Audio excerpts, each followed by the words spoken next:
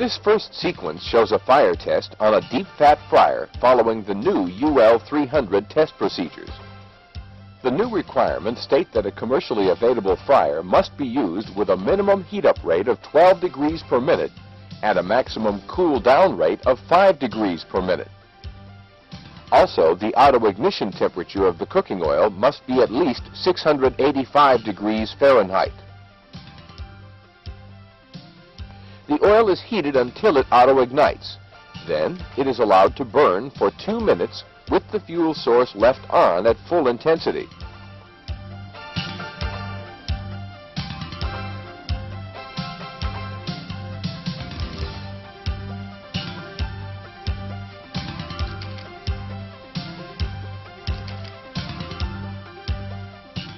During the second minute of pre-burn, the flame gains intensity and increases in height until it actually surrounds the discharge nozzle.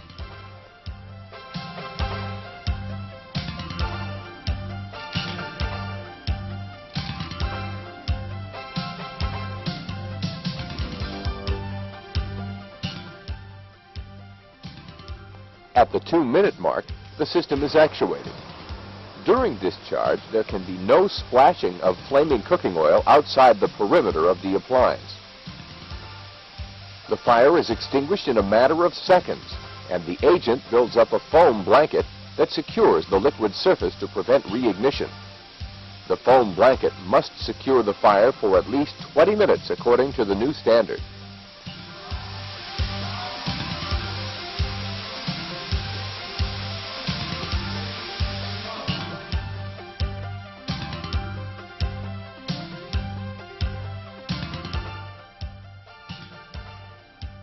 This second sequence shows a fire test following the older UL Subject 300 test methods.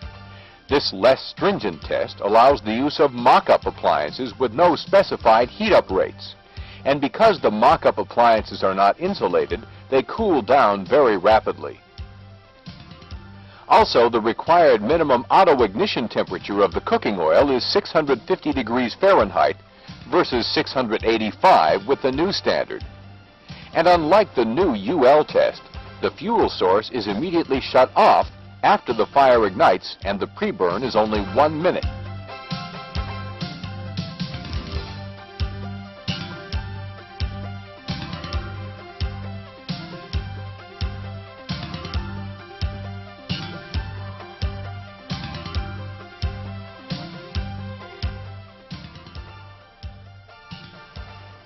Following the pre-burn period, the system is actuated.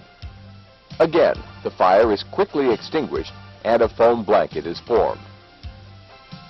This test requires just a 5-minute securement period, which can be more easily met because the lower temperatures and faster cool-down rates do little to degrade the foam blanket.